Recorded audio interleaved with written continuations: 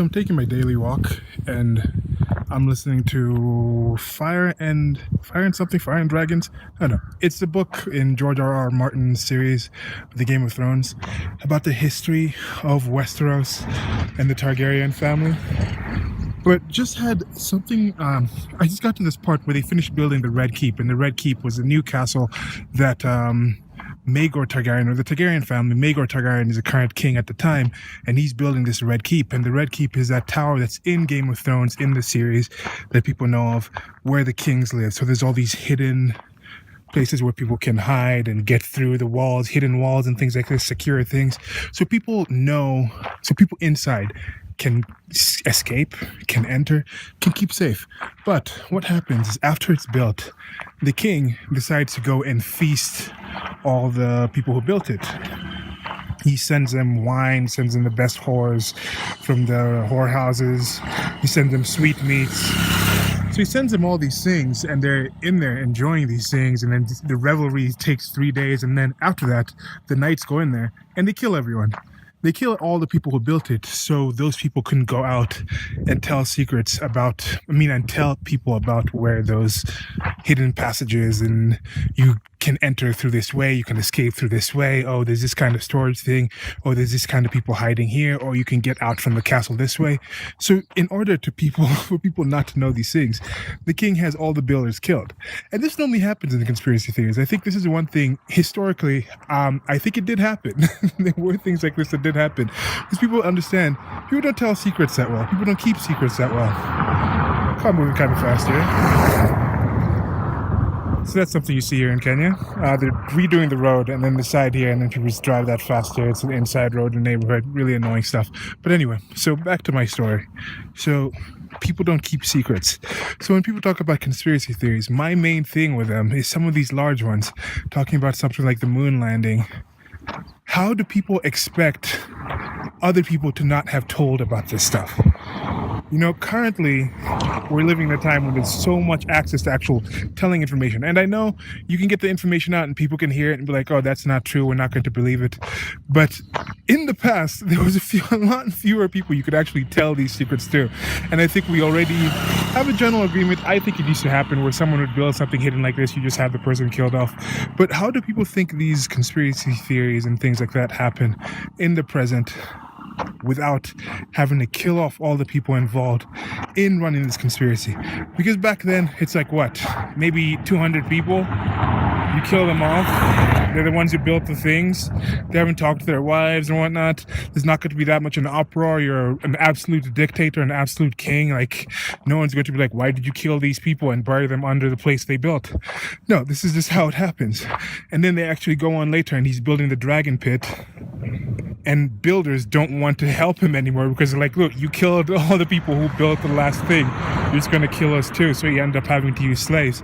And that's another thing. If you keep running these kind of conspiracy theories over and over again, people are going to be wise to what you're doing.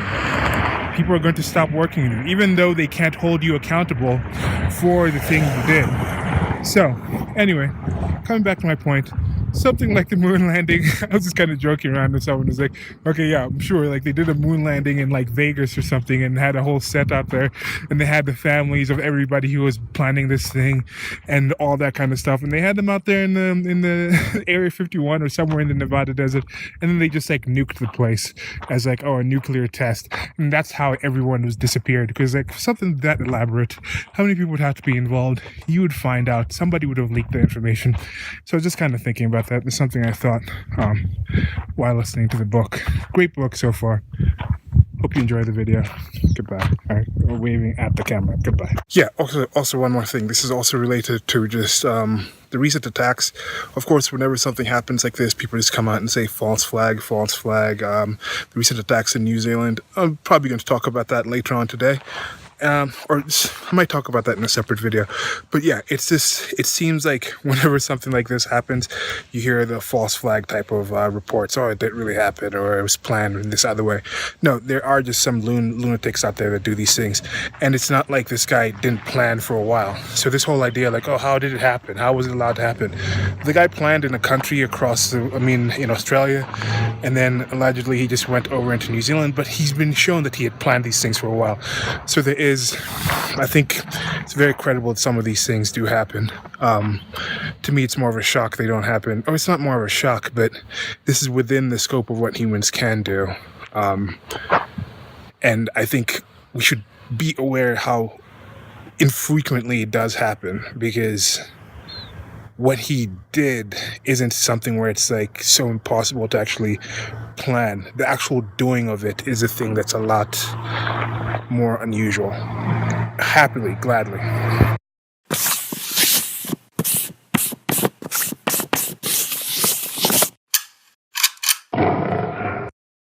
So thanks for listening. There's some merchandise on the screen right now. Links below to a store where you can get this and a bunch of other things. But in this merchandise has the Thomas Sowell 3, which are 3 questions he likes to ask in a political economic sense. I think they can apply to other things. We can kind of apply it to this conspiracy theory thing. So let's say you have a conspiracy theory and you're going to come out with it. 3 questions to kind of ask, I guess, that person. So compared to what? This conspiracy theory that the person is proposing, compared to what? Compared to the actual thing of the thing happening, just it happened in a certain way. 9/11, it was actually some people who were crazy and they decided to plan this thing and they did it, versus all these other conspiracy theories out there of all these people coming together so they can start this war. At most, I think I'm on the point where it's like, okay, some people may have actually thought, hey, this might be a thing to do, but then they kind of slacked and they didn't actually go forward to actually find these people. And this has to be general incompetence of the people involved in the state and the government and looking at these things. But they could have been a part of, hey, if this actually happens, it might benefit us. But still, I'm still like, no.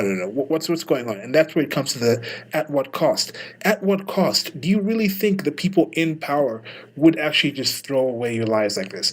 Now, I do understand that they're kind of self-interested, but they're also self-interested to the point they don't want themselves to die. They don't want themselves to be deposed. They don't want themselves to be actually caught and had some really terrible things happen to them, because if it really does come out with actual proof that George Bush or somebody else knew about 9/11 and actually did it, what happens to this person, their whole legacy, their whole life? These people do care about those things. So, okay, at what cost? What is the actual cost of doing this kind of fake thing? Like, okay, the Russian situation with the moon landing, you could say, okay, the cost was the Russians win the race. First of all, how much of it is just actual socialism, just it actually crumbling? And that's transition to the third one.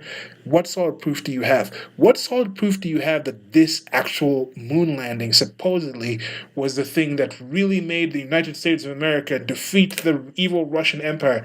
And it wasn't just Russia itself crumbling from just socialism. Socialism doesn't work. The United Soviet States of Russia, it's not going to work. Those things were crumbling anyway. The country was falling apart.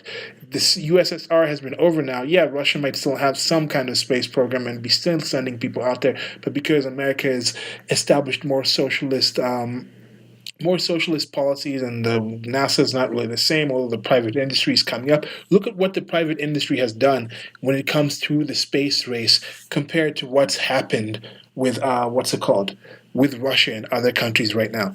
And one last thing was this whole, like, I think I have to have a separate video about this, because the moon landing thing, it's just, people are like, why haven't we been back? I'm like, okay, first of all, the cost of actually going to the moon is exorbitant.